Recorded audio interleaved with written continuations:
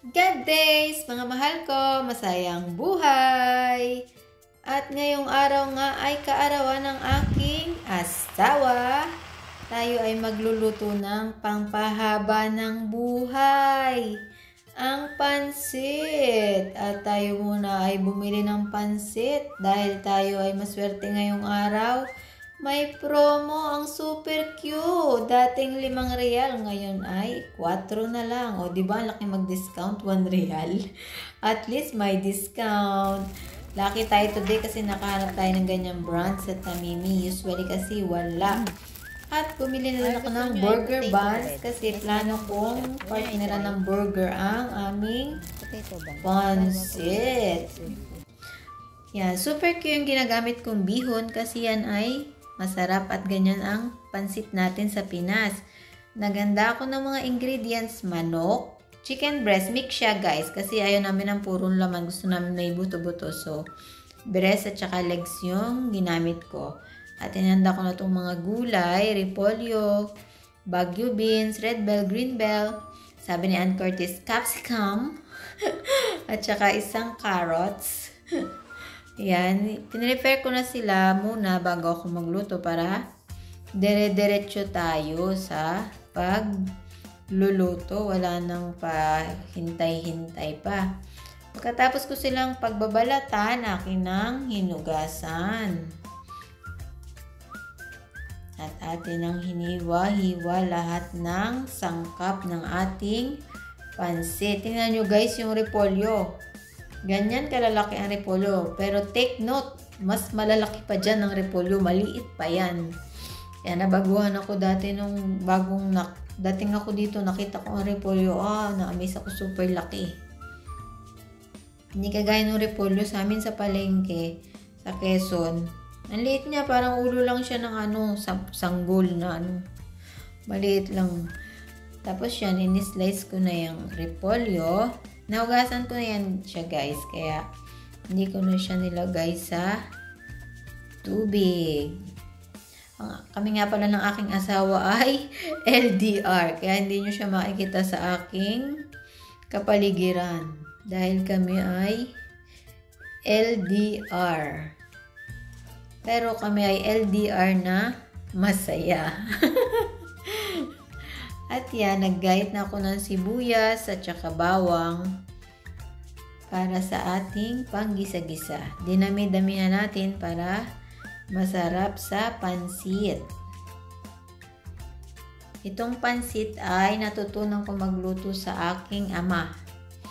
Sa tatay version ko itong aking pagluluto ng pansit.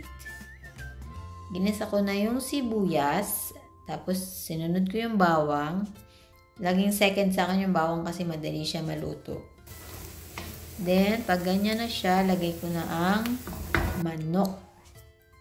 Tapos, pag niluto ko yung manok, gusto ko hindi na siya red. Kumbaga, wala na siyang pula-pula. As in, light, ayan, ganyan, light brown. Tapos, saka ko siya isisiso ng toyo, oyster sauce, black pepper. Tapos, pag alam ko na na-simmer na kumalat na lahat yung mga lasa sa manok, ilalagay ko na itong carrots at saka baguio beans.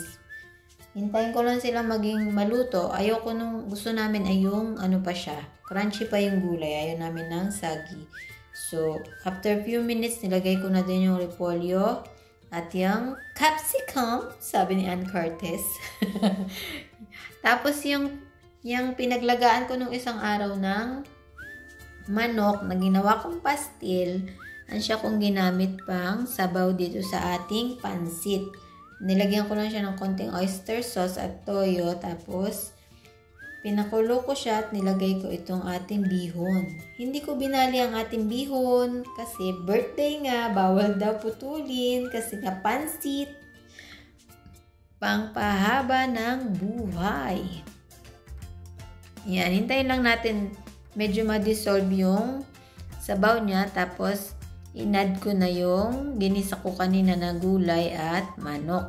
Nagtira akong konti para ilagay ko mamaya sa ibabaw. Ganyan lang guys yung bet ko na pansit.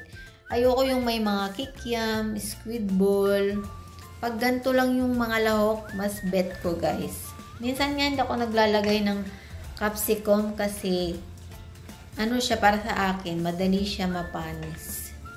Para sa akin lang naman. Pero kung gaya niyan, konti lang naman yung kinain ko, so naglagay ako pang, kasi yung sarap niya, masarap din naman eh. Hindi naman siya yung mag-stay na matagal. 2 slice lang yung niluto ko kasi 3 lang naman kaming kakain. Kasya na sa amin, sobra pa yan, sigurado ako. At yun, malapit na sa katotohanan ng ating pansit. O, diba guys? Hinintay ko lang siyang mag-dry konti para ano siya, hindi siya maging soggy. At yan, ready na. Naglagay na ako ng onion spring on top at nagprito din ako ng ng chicken burger kasi may chicken burger kami binili nung isang araw. So, syempre, dapat may kapartner yung ating pansit kasi hindi siya masaya pag walang kapartner. Charis. Aminin mo, Mrs. Este, may katakawang ka ring tinataglay. Ganun talaga. Dahil birthday ng aking asawa, kailangan. Wow. At dahil nga birthday ng aking asawa, ay ang aking bossing ay bumili ng slice cake. Sabi niya, ba't di ko daw sinabing birthday ngayon ng kanyang son-in-law? Sana daw malaki yung binili niya. At yan na nga, di kami ay kumain na. Thank you, Lord. Kakain na uli kami. At kahit malayo tayo sa isa't isa, mahal kong asawa, shout out sa'yo, Matt Este Jr. Happy birthday. Thank you at nabusog mo kami ngayong araw.